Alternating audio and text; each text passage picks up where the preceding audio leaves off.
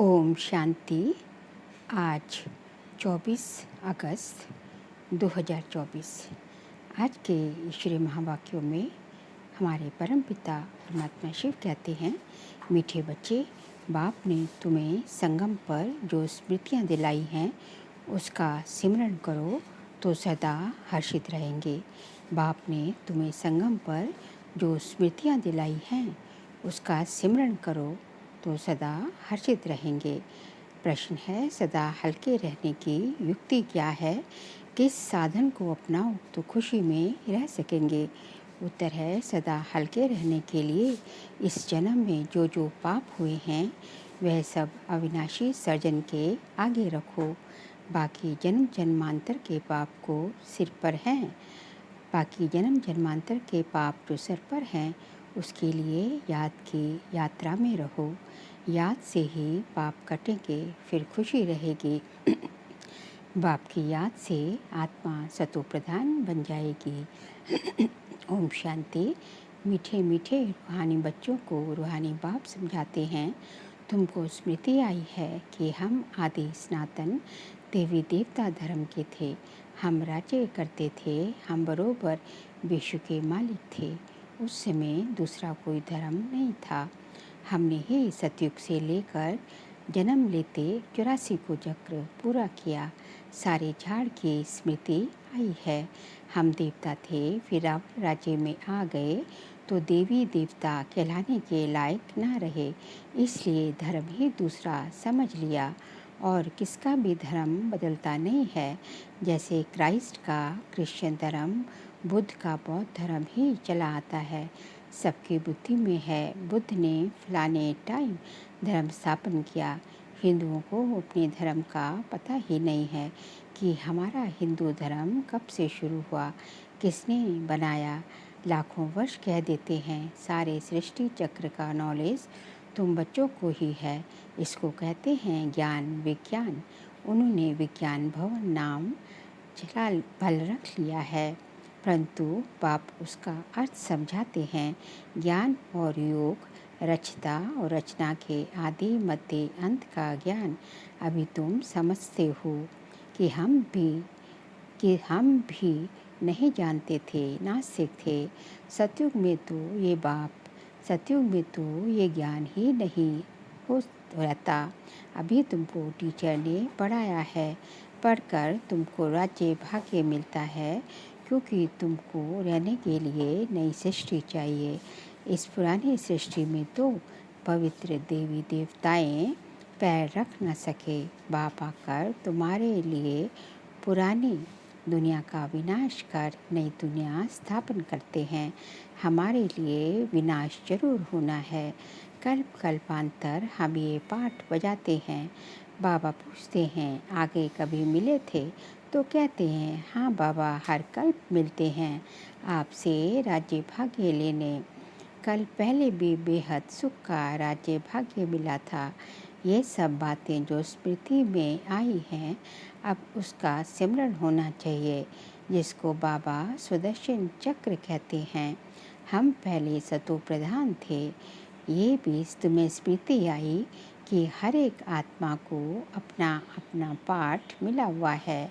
हम आत्मा छोटी अविनाशी हैं, उसमें पाठ भी अविनाशी है जो चलता ही रहता है। हम वह बनी बनाई, ये बनी बनाई बन रही।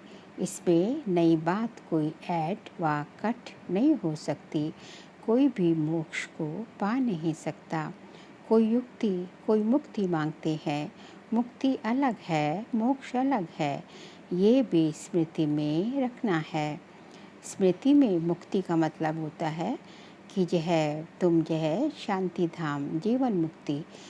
शांति धाम अर्थात निर्वाण धाम मतलब मुक्ति धाम, जहाँ की आत्माएं शांत स्वरूप में रहती हैं, आत्मा फॉर्म में।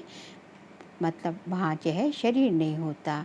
और मोक्ष का अर्थ मोक्ष का अर्थ दुनिया वाले समझते हैं कि हम इस आवागमन के चक्र से ही छूट जाएं। मतलब हमें आगे सृष्टि में पार्ट ही ना बजाना पड़े। लेकिन ऐसे नहीं होता कम से कम एक जन्म का तो पाठ अवश्य ही बजाना पड़ेगा।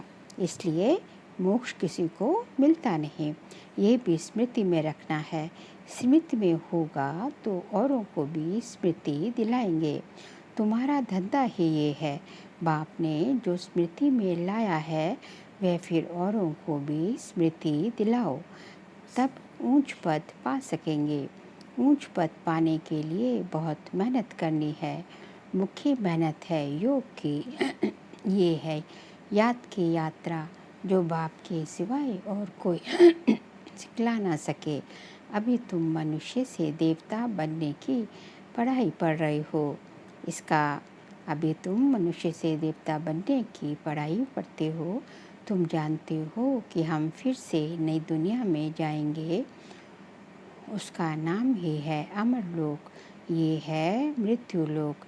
यहाँ तो अचानक बैठे बैठे मौत आ जाती है। वहाँ मृत्यु का नामो निशान ही नहीं, क्योंकि आत्मा को तो वास्तव में वहाँ काल खाता नहीं। कोई मिठाई की चीज़ थोड़ी ही है। ड्रामानुसार जब समय होता है तो आत्मा चली जाती है। जिस समय जिसको जाना होता है वह चला जाता है। काल कोई पकड़ता नहीं है।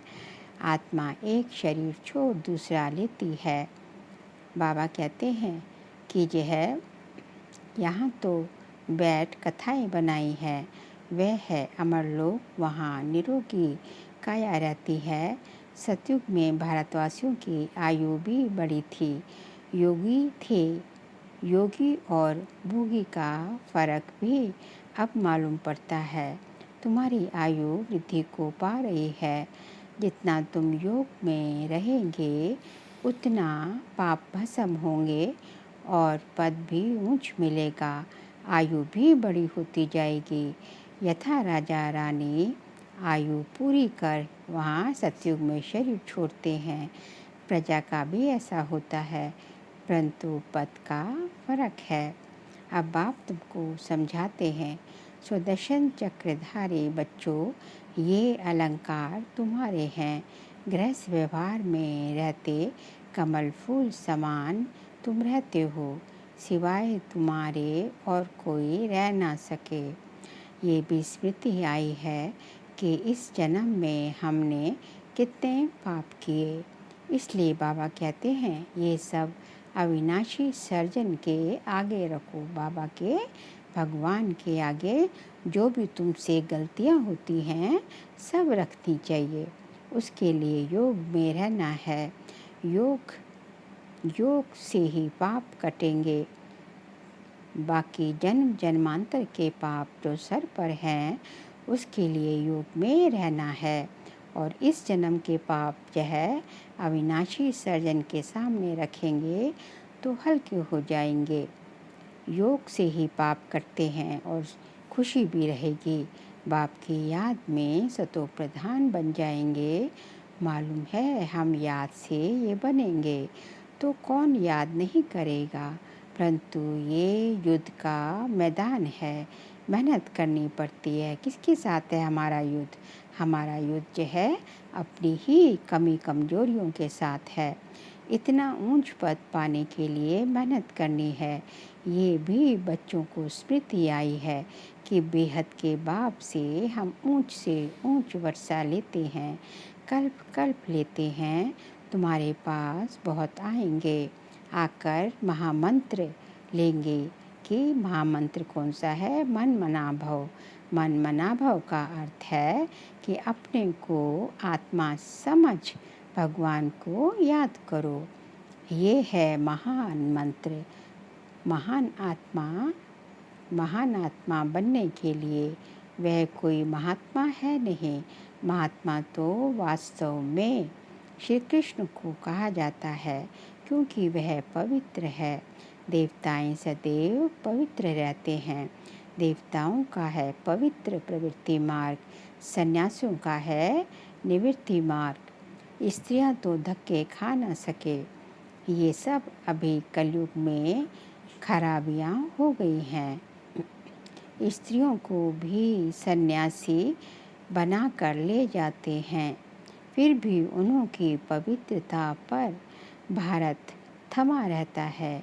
जैसे पुराने मकान को पौधी आदि लगाई जाती, पोछी आदि लगाई जाती है, तो जैसे नया बन जाता, वाइट वॉश करते हैं ना पुराने मकान को, तो वह सन्यासी भी पोछी दे कुछ बचाव करते हैं। मतलब सन्यासी जो है पवित्रता का व्रत धारण करके बाकी जो है जितना जो है जो गंदे काम भ्रष्टाचार उससे थोड़ी जो है बचाव करते हैं, इसको जो है थमाते हैं थोड़ा, जितना नहीं तो और नीचे गिरावट में जाता है सृष्टि। परंतु बाप कहते हैं वह धर्म ही अलग है, पवित्र बनते हैं।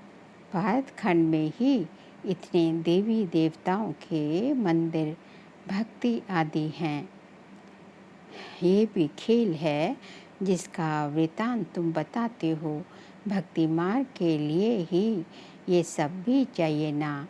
एक शिव के ही कितने नाम रख दिए हैं, नाम पर मंदिर बनता गया। जितने शिव के कर्तव्यवाचक नाम के आधा कर्तव्यवाचक नाम रखे, बबुलनाथ मतलब कांटों से फूल बनाने वाले, और अमरनाथ जो है अमर कथा अमर लोक में ले जाने वाले, तो जगह जगह शिव के मंदिर जो हैं, तो बाबा के जो कर्तव्य है उसके अनुसार जो है नाम रखे।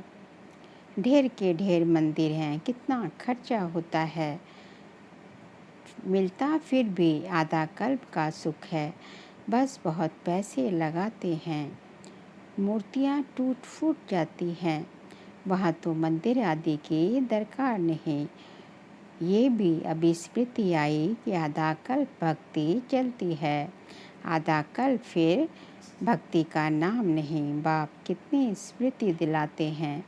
ये वैरायटी झाड़ है, सिर्फ कलयुग की आयु ही 40,000 वर्ष हो, फिर तो क्रिश्चियन आदि की आयु भी बहुत बढ़ जाए।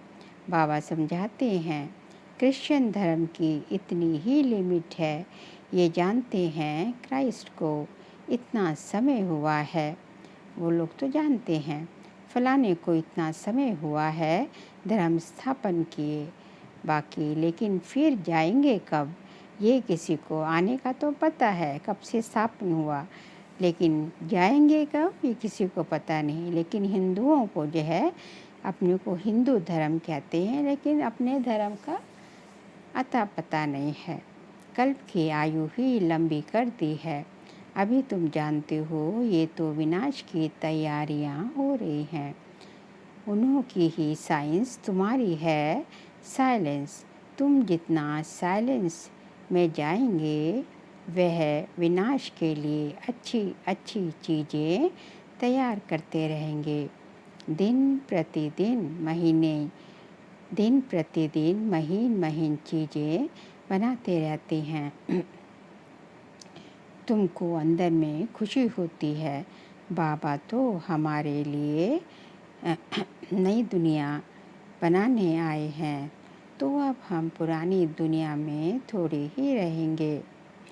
बाप कहते हैं कि जो है कमाल है बाबा की, बाबा आपने स्वर्ग स्थापन करने की तो कमाल है। अभी तुमको सारी स्मृति आई है, ये वह तो रचता और रचना के आदि मध्य अंत को जानते ही नहीं। तुम जानते हो, दुनिया वाले नहीं जानते। तुम कितनी रोशनी में हो, मनुष्य तो घोर अंधियारे में है। फर्क है ना, ज्ञान अंजन सतगुरु दिया, अज्ञान अंधेर विनाश। भक्ति वाले ज्ञान को नहीं जानते हैं, अभी तुम भक्ति को भी जानते हो तो ज्ञान को भी जान गए हो। सारी स्मृति आ गई है, भक्ति कब शुरू होती है फिर कब पूरी होती है, बाप कब ज्ञान देते हैं, पूरा कब होता है, सब स्मृति है। नंबरवार तो है ही, किसको बहुत स्मृति है किसको कम। जिन्हों को बहुत स्मृति रहती, जिनको जितनी याद रहती है वह इतना ऊंच पद पाएंगे। स्मृति रहे तभी तो औरों को भी समझा सके। वंडरफुल स्मृतियाँ हैं ना, आगे तुम्हारी बुद्धि में क्या था। भक्ति, जप, तप, तीर्थ करना, माथा टेकना, सारी टिप्पण ही घिस गई है। टिप्पण कहते हैं माथे को। माथा टेकते टेकते बाबा कहते हैं सारी टिप्पण ही घिस गई है। भक्ति की स्मृति और ज्ञान में कितना फ़र्क है। तुम अभी भक्ति को जानती हो क्योंकि शुरू से भक्ति की है। जानते हो हमने पहले पहले शिव की भक्ति की, फिर देवताओं की और कोई को ये स्मृति नहीं है। तुमको रचना के आदि मध्य अंत भक्ति आदि की सब स्मृति है। आधा कल भक्ति करते करते गिरते ही आए हो। अभी तो दुख के पहाड़ गिरने हैं। तुम बच्चों को पुरुषार्थ करना है। ये गिरने से पहले हम याद की यात्रा से विकर्म विनाश करें। सबको तुम यही समझाते हो। तुम्हारे पास हजारों आते हैं। तुम मेहनत करते हो भाई बहनों को रास्ता बताने की। ज्ञान और भक्ति की स्मृति आई है। गोया तुम सारे ड्रामा को नंबरवार पुरुषार्थ अनुसार जान गए हो। जो जितना अच्छी रीति जानते हैं उतना जो है वह समझा भी सकते हैं। समझाना तो बच्चों को ही है। गायन भी है सन शोज फादर। बाप बच्चों को समझाएंगे, बच्चे फिर और भाइयों को समझाएंगे। आत्माओं को समझाते हो ना। भक्ति में ये ज्ञान बिल्कुल न्यारा है। भक्ति से ये ज्ञान बिल्कुल न्यारा है। गायन भी है ना। एक भगवान आकर सब भक्तों को भक्ति का फल देते हैं। एक बाप के सब बच्चे हैं। बाप कहते हैं मैं सब बच्चों को शांति धाम सुख धाम में ले जाता हूँ। कल्प कल्प का ये ज्ञान भी तुमको अभी है, वहाँ नहीं होगा। तुम पतित बनते हो तो पावन बनाने के लिए बाप तुम पर कितनी मेहनत करते हैं। इसलिए गायन है कुर्बान जाऊं वारी जाऊं। किस पर? बाप पर। फिर बाप मिसाल बताते हैं ये कुर्बान कैसे गया। फॉलो इस सैंपल को करो, वही फिर लक्ष्मी नारायण बनते। फॉलो ब्रह्मा बाबा को करो। अगर इतना ऊंच पद पाना है तो ऐसा कुर्बान जाना है। साहूकार कभी कुर्बान हो ना सके। वहाँ तो स्वाहा, यहाँ तो स्वाहा करना पड़ता है। साहूकारों को स्मृति जरूर आएगी। गायन भी है ना। अंतकाल जो स्त्री सिमरे, इतने सब पैसे क्या करेंगे। कोई लेना ही नहीं, कोई लेगा ही नहीं, क्योंकि सब खत्म हो जाना है। मैं भी लेकर क्या करूँगा। भगवान कहते हैं कि मैं भी उस टाइम नहीं लूँगा तुम्हारे पैसे, क्योंकि मुझे तो फिर उसको रिटर्न देना है ना तुम्हें पदम करके, मल्टीप्लाई करके। तो मैं उस टाइम लेके क्या करूँगा। उस टाइम ज़रूरत ही नहीं होगी। तो सफल करने का टाइम भी अभी है। इतने सब पैसे क्या करेंगे। कोई लेगा ही नहीं, क्योंकि सब खत्म हो जाना है। मैं भी लेकर क्या करूँगा। शरीर सहित सब कुछ खलास होना है। आप मरे मर गई दुनिया। ये धन आदि कुछ भी नहीं रहेगा। बाकी गरुड़ पुराण आदि में तो रोचक बातें डाल दी हैं डराने के लिए। बाप कहते हैं ये शास्त्र आदि भक्ति मार्ग के हैं। आधा कल भक्ति मार्ग चलता है। जबकि रावण राज्य होता है। कोई से पूछो रावण कब से जलाते हो तो कहेंगे परंपरा से। अरे परंपरा से तो रावण होता ही नहीं, मालूम ही नहीं है तो कह देते हैं परंपरा से। तुम बच्चों को अभी स्मृति आई है। रावण राज्य कब से शुरू होता है। रचता रचना का राज भी तुम समझाते हो। अब बाप कहते हैं, बच्चे माँ में कम याद करो तो पाप कट जाएंगे। एक दो को यही सावधानी देते रहो। घूमने फिरने आपस में जाओ तो भी ये बात करो, सारा झुंड तुम्हारा इस याद की अवस्था में चक्र लगाए तो तुम्हारे शांति का प्रभाव बहुत पड़ेगा। पादरी लोग भी बहुत साइलेंस में जाते हैं, क्राइस्ट की याद में कोई तरफ देखते भी नहीं। तुम तो यहाँ बहुत याद में रह सकते हो, कोई गौरव धंधा है नहीं। कहाँ पर? मधुबन की बात हो रही है। बहुत अच्छा वायुमंडल है, बाहर में तो बहुत छीछी वायुमंडल रहता है। इसलिए सन्यासियों के आश्रम भी बहुत दूर दूर होते हैं। तुम्हारा तो है ही बेहद का सन्यास। पुरानी दुनिया अब गई कि गई, ये कब्रिस्तान है, फिर परिस्तान होना है। वहाँ हीरे जवाहरों के महल बनेंगे। ये लक्ष्मी नारायण परिस्तान के मालिक थे ना, अब नहीं है। बाप कहते हैं, मैं कल्प कल्प कल्प के संगम युगे आता हूँ। ये सारा चक्र रिपीट होता ही रहता है। इस समय तुमको सब स्मृति आई है, जबकि बाप ने स्मृति दिलाई है। आगे कुछ भी बुद्धि में नहीं था। इस स्मृति के नशे में जब रहेंगे तो किसको उस खुशी से समझा भी सकेंगे। स्मृति में रहते तुम्हें घर बार संभालना है। अच्छा, सदा स्मृति के नशे में रहने वाले मीठे मीठे रूहानी बच्चों प्रति माता पिता बाप दादा का याद प्यार और गुड मॉर्निंग। रूहानी बाप की रूहानी बच्चों को नमस्ते। हम रूहानी बच्चों की रूहानी बाप दादा को नमस्ते नमस्ते नमस्ते। सार के लिए पॉइंट्स हैं।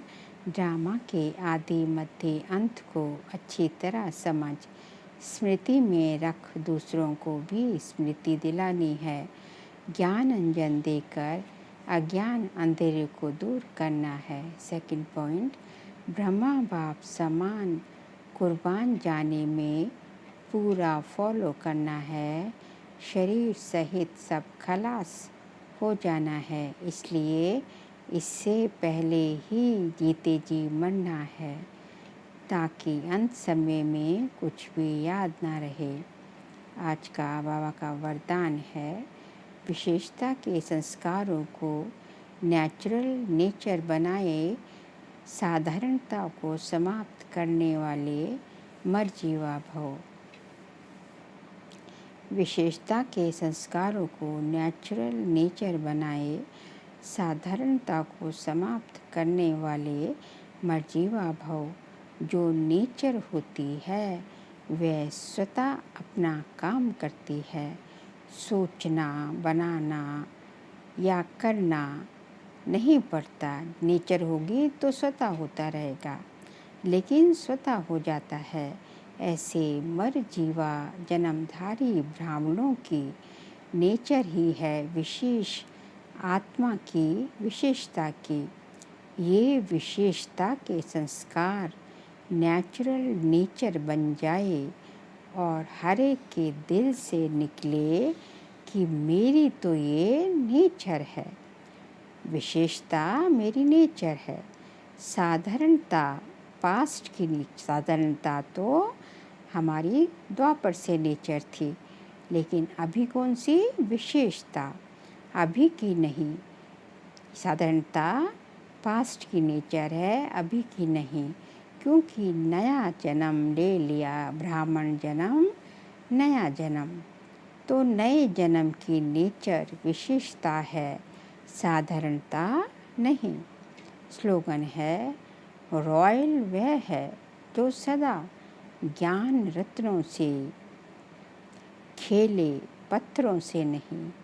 रॉयल वह है जो सदा ज्ञान रत्नों से खेले, पत्थरों से नहीं। ज्ञान रत्नों से खेले मतलब ज्ञान के पॉइंट्स जो है वो हर अपने रोज़मर्रा की ज़िंदगी में जो है यूज़ करते रहे। उन पॉइंट्स को, ज्ञान की पॉइंट्स को मनन चिंतन कर जितना यूज़ करेंगे तो उतना जो है आपका जीवन विशेष बनता जाएगा।